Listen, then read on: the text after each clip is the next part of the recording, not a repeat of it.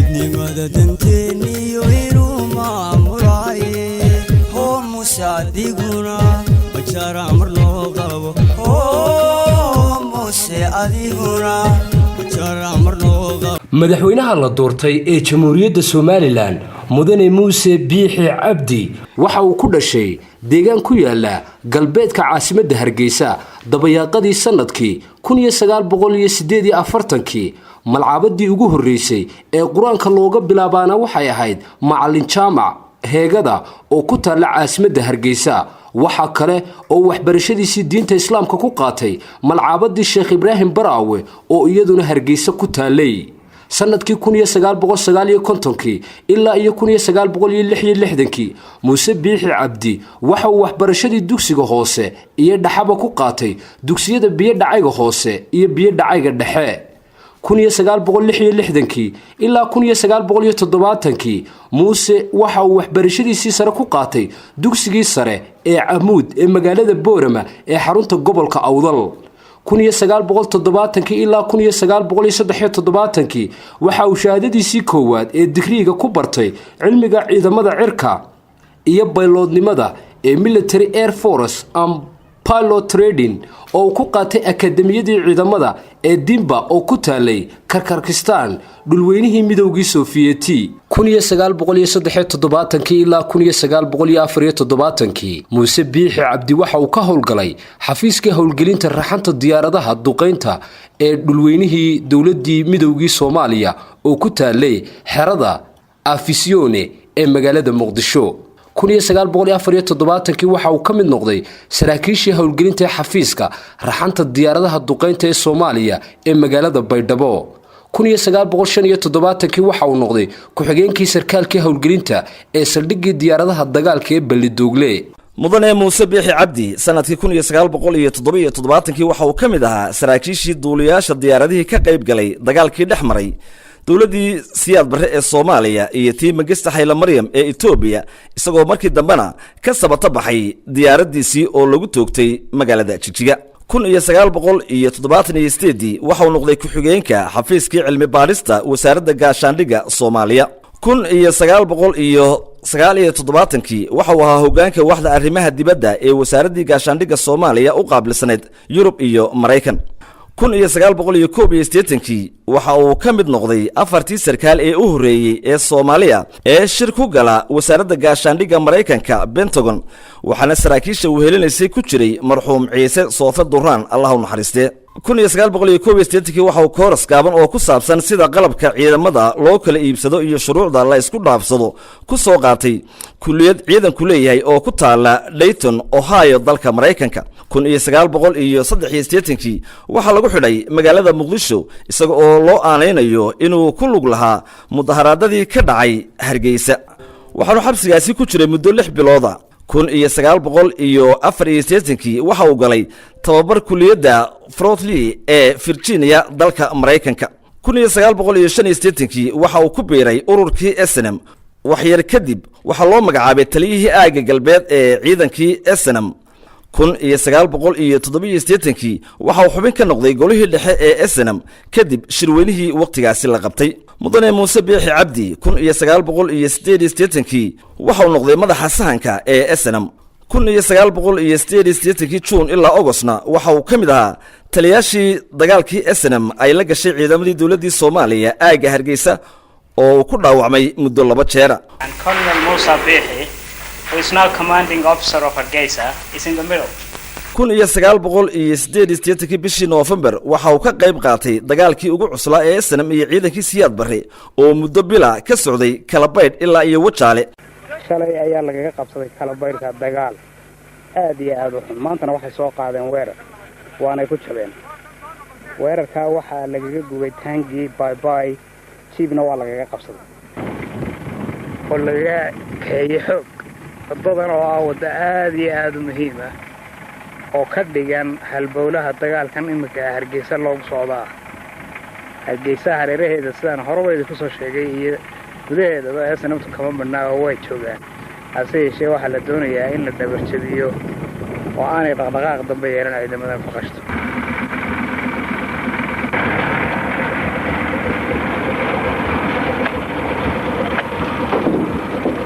gaadiidka ninka wada meel Muuse Biixi oo watay ciidamadii kala bayrka qabsaday isaga baabuurka wata maaragtay bargaarkiisii oo la socday saraakiisha intii kale dhamay halkan waxa uu weeyay halkii maalintii u dambeysay dagaalka aan ku soo ururay anagoo dhaawacii dhawshay wada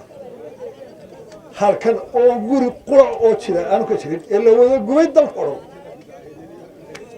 ilaahay waa mahad ugu soo maanta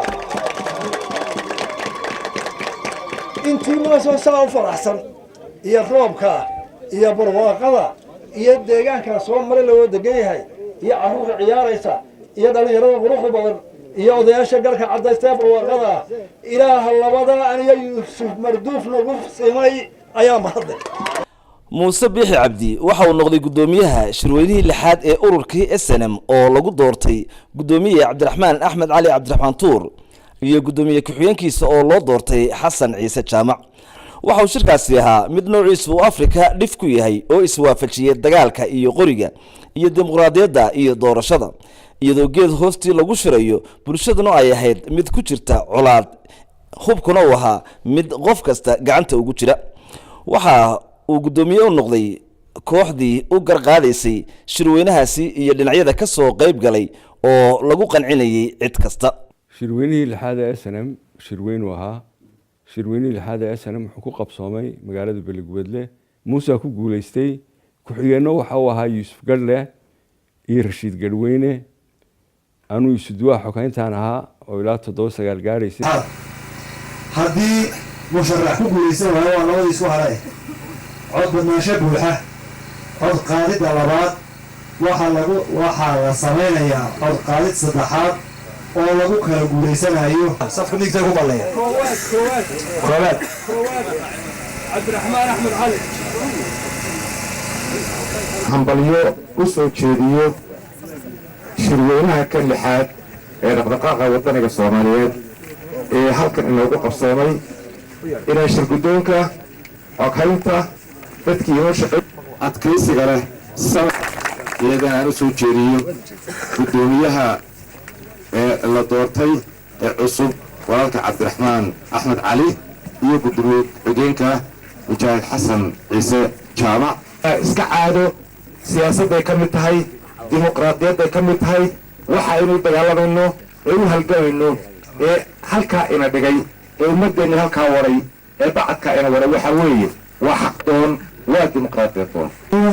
waxaan ku noqonayaa ku celcelinayaa waantii horeha erin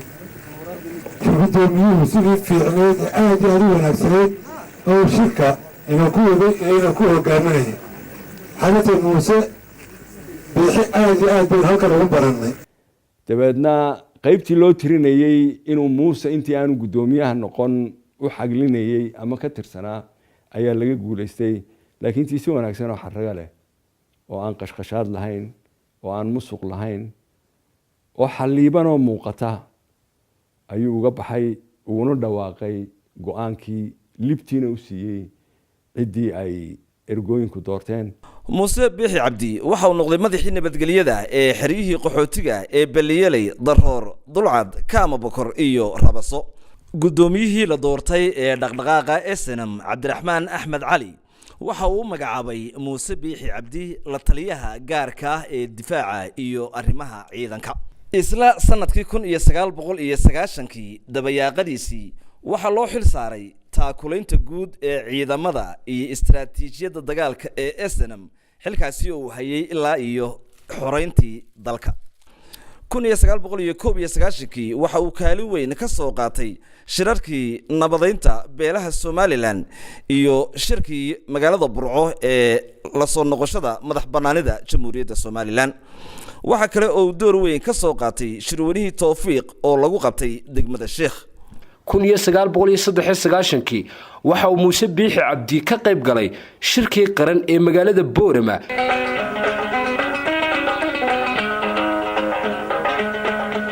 waxay la tahay in loo wada garanayo Muuse waxaynu taagnay madashii shirka ee shirweynaha beelaha Somaliland shirweynahan markaa guurtoodu isugu timid adigu guud ahaan inuu maxay ka hadlayba u qabtaa wuxuu ka hadli doonaa shirku nabadeynta beelaha ayaa ka talinta Soomaaliland sidee magaciisa ugu baxay ee sheekh lagu soo sheegay ay ka talintaasi markaa maxaad ula jeedaa ay ka talintu waxa weeye in lagu soo dhiso dawlad sal ballaaran maadaama muddadii SNM xukunka ay haysay uu dhamaaday oo kii aanu codsananay inay Soomaaliland si timaado ay meel wax dhigato wax dhisato markaa kii aanu baaqin xubno guurtida ka mid ah wada wadina maya aragtidu baa soo timid waxaa jirta fikrad oranaysa Muuse maadaama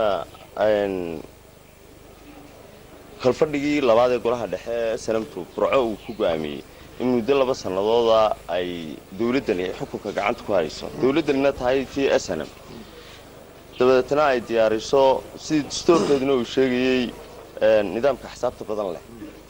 labadii midna looma diyaarayo faakiin baa in lagu soo socdo in SNM muddada loo kordhiyo ma qabtaado haday ummadu u garato ummadda isu timid waxay garato ma ka soconaa marka ummadda isu imanaysa odayaashunba dadweynaha matalaya dadka ku nool Soomaaliland aad dood ma santamuse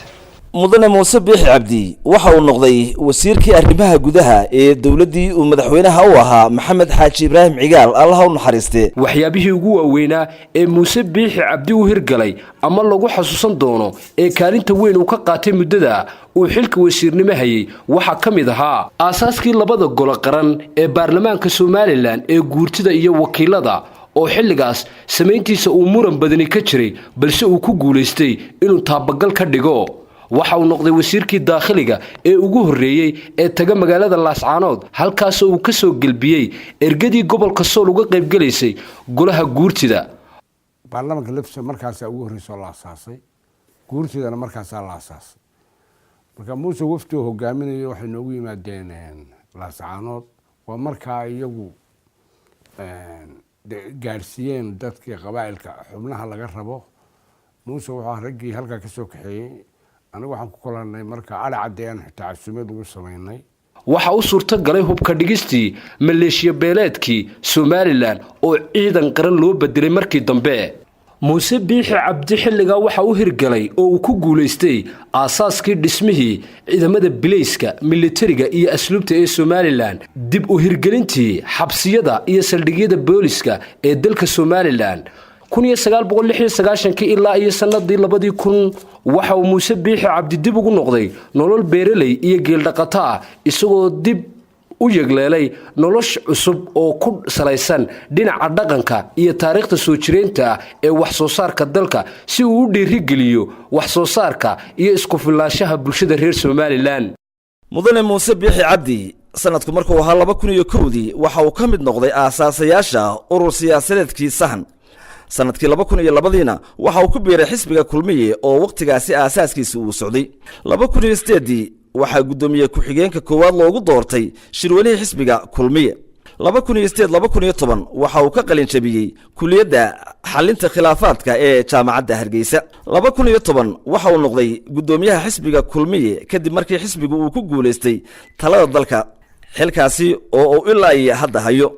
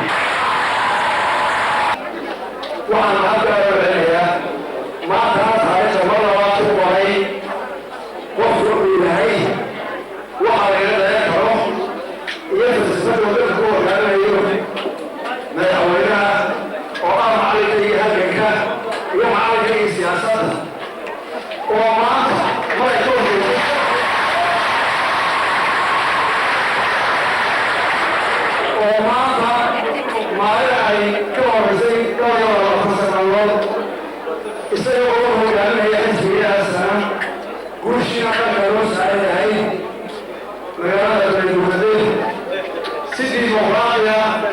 وأنا أفكر كبيرين أول شيء حالتي نفسهم وأول شيء أنا أحسن الحلول سواء نور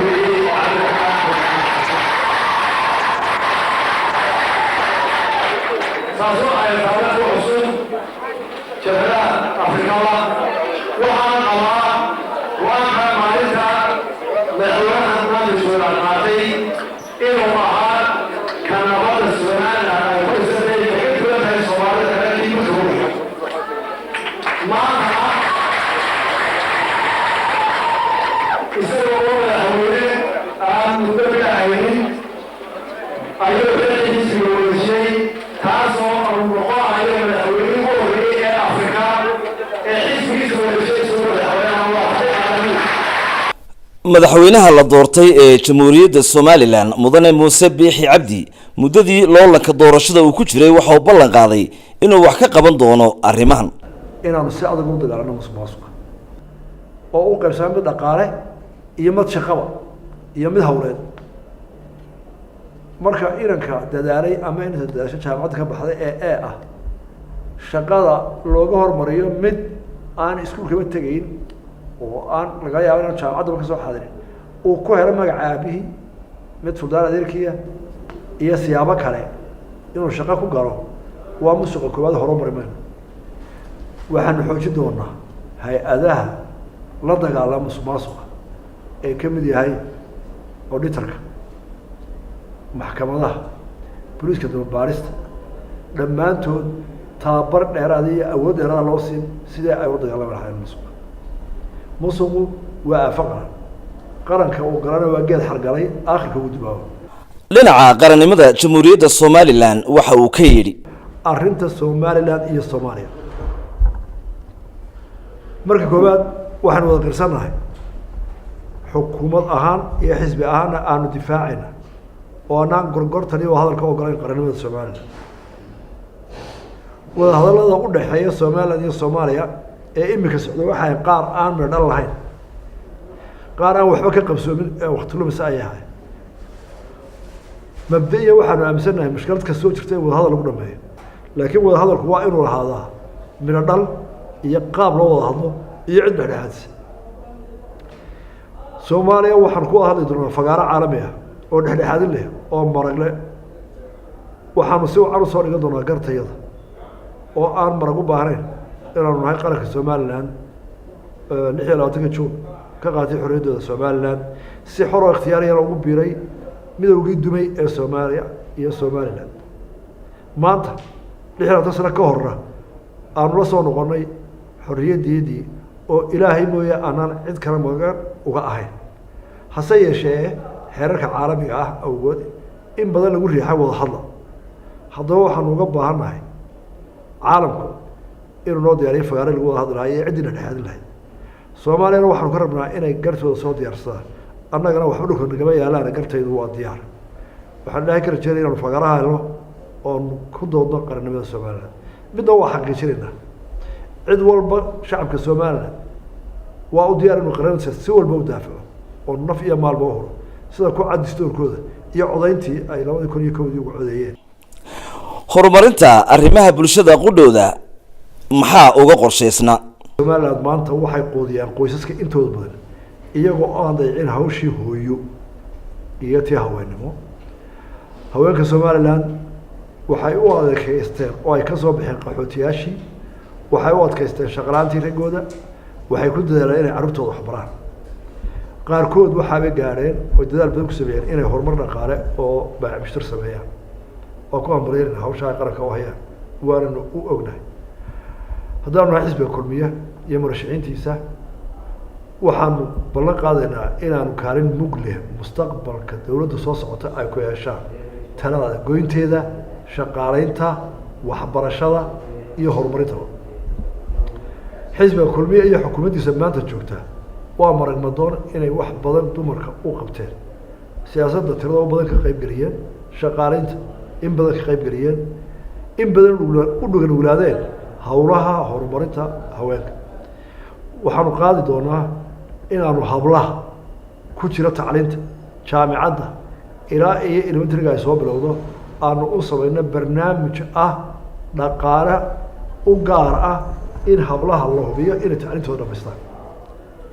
waxaanu samayn barnaamij u gaara hablaha in la shaqo geeyo oo si la siman inamada ula shaqo tagaan waxaanu daryeelay howlaha u gaara haweenka sida cusbitaalada iyaga u gaarka ah iyo ka warhayntooda caafimaadka dumarka oo mar walba u baahan in maalgelin gaara la geliyo ama maalgelintooda la xoojiyo doorashadii shacbiga jamhuuriyadda somalilan ay u dareereen 13 bisha Noofambar 2017 oo ay kula tartamayeen gudoomiyaha xisbiga UCID Faysal Cali Waraabe iyo gudoomiyaha xisbiga wadani Cabdiraxmaan Maxamed Cabdilaahi Ciro ayuu gudoomiyaha xisbiga Kulmiye Muuse Biixi Cabdi ku helay guushii taasi oo ka dhigtay madaxweynihii shanaad ee ay yeelato jamhuuriyadda Somaliland tan iyo la soo noqoshadii madax banaanida bishii May 18keedii 1991 hadda waa taqaanaa madaxweynaha cusub ee jamhuuriyadda Somaliland Muuse Biixi Cabdi oo ah madaxweynihii shanaad ee jamhuuriyadda Somaliland midnimada danteeniyo inuu maamulaaye hoo musadiguna